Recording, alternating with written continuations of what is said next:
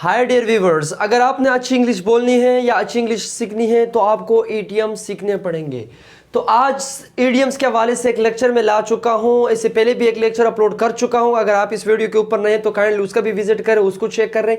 तो आज मैंने सोचा कि अगेन एक और लेक्चर हो ईडियम के हवाले से। जितने भी इंपॉर्टेंट ईडियम होते हैं जो ज़्यादातर एग्जाम के अंदर पूछे जाते हैं और स्पीकिंग के अंदर इस्तेमाल होते हैं और रिटर्न दोनों में बहुत ज़्यादातर इस्तेमाल होते हैं, मेरी कोशिश ये होती है कि वो ईडियम ले आ रहा होता हूँ कि जो ख़ासकर कॉम्पिटिटिव एग्ज़ाम के अंदर और स्पीकिंग के अंदर या रिटर्न दोनों के अंदर जो ज़्यादातर इस्तेमाल होते हैं। तो आज भी कुछ ईडियम्स हैं, 4 ईडियम्स हैं लॉन्ग विद इट्स एग्जाम्पल्स। यहाँ पे एग्जाम्पल भी लिख चुका हूँ। तो बिना टाइम वेस्ट करते हुए हमारा जो फर्स्ट ईडियम है वो है face the music. Face the music dear viewers, face the music का मतलब क्या है? फेस द म्यूजिक का मतलब है डांट पड़ जाना। जब कोई बंदा आपको डांटता है तो आप वहां पे फेस द म्यूजिक कर पाते हैं।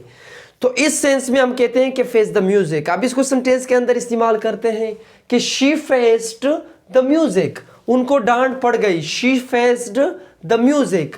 तो फेस को हम एज अ वर्ब इस्तेमाल करेंगे। Face, faced, has faced, have faced, facing. तो इस तरह हम इसको इधर उधर लेके जा सकते हैं।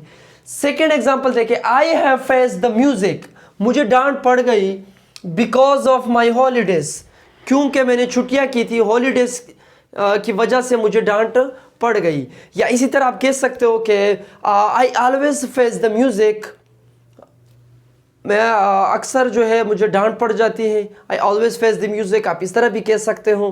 तो मेरे ख्याल से ये बहुत ज़बरदस्त था, तो आप लोग भी इसको इस्तेमाल कर रहे हैं।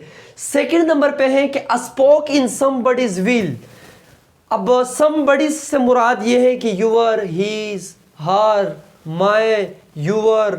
तो आप इसको इधर उधर ले जा सकते हो। बजाय इसके कि इन सबको मैं लिखूँ तो इसलिए मैंने सोचा कि समबडीज लिखूँ। अब मीनिंग की तरफ आते हैं कि स्पोक इन समबडी व्हील्स का मतलब ये है किसी की राह में रुकावट पैदा हो जाना या किसी की राह में रुकावट होना। अब इसको सेंटेंस में के अंदर किस तरह इस्तेमाल करते हैं, यहाँ पे देखिए कि learning English is spoke in my wheel. English सीखना जो है मेरे लिए क्या है? रुकावट है। या इसी तरह मैं कहता हूँ कि you are spoke in my wheel, आप मेरी राह में रुकावट हो। या money is spoke in my wheel, पैसे जो है मेरे राह में रुकावट है। तो आप इसको इस तरह इस्तेमाल कर सकते हो। आई होप सो कि आपने इसको एंजॉय किया होगा। Out of 3 year, out of 3 year का क्या मतलब है dear viewers? Out of 3 years का मतलब है किसी काम का जल्दी होना, जल्दी में होना, फौरन होना, बगैर टाइम वेस्ट करते हुए किसी काम का डायरेक्ट फौरन होना। आउट ऑफ 3 ईयर होगा। अब यहाँ पे मैंने सेंटेंस के अंदर इसको भी इस्तेमाल किया हुआ है कि सक्सेस विल नॉट, यहाँ पे मैं कम लिखना चाहूँगा, success will not come, success जो है वो इतनी जल्दी सक्सेस नहीं आएगी आउट ऑफ 3 ईयर। मतलब ये है कि जल्दी सक्सेस जो है वो जल्दी में नहीं आएगी। तो आप इसको दूसरे सेंटेंस में मैं इस तरह इस्तेमाल करूँगा कि I will return your money out of 3 year, आपके पैसे जो है बहुत जल्दी फौरन ही मैं आपको वापस कर दूंगा। तो आउट ऑफ 3 ईयर, तो आप लोग भी इसको इस्तेमाल करें अपने सेंटेंस के अंदर। लास्ट जो हमारे पास है, not least, let the cat out of the bag. Let the cat out of the bag क्या मतलब है? बिल्ली को बैग से बाहर निकालना। ना व्हाट डज इट मीन? क्या सच में हम बिल्ली को बैग से बाहर निकालते? No and never. इसका मतलब यह है कि किसी सीक्रेट, किसी राज को फाश करना। कोई ऐसी बात है जो छुपी हुई बात है, जो राज की बात है। अब उसी राज की बात को जब हम खुल कर लोगों के सामने कह देते हैं तो वहां पे हम let the cat out of the bag कर देते हैं।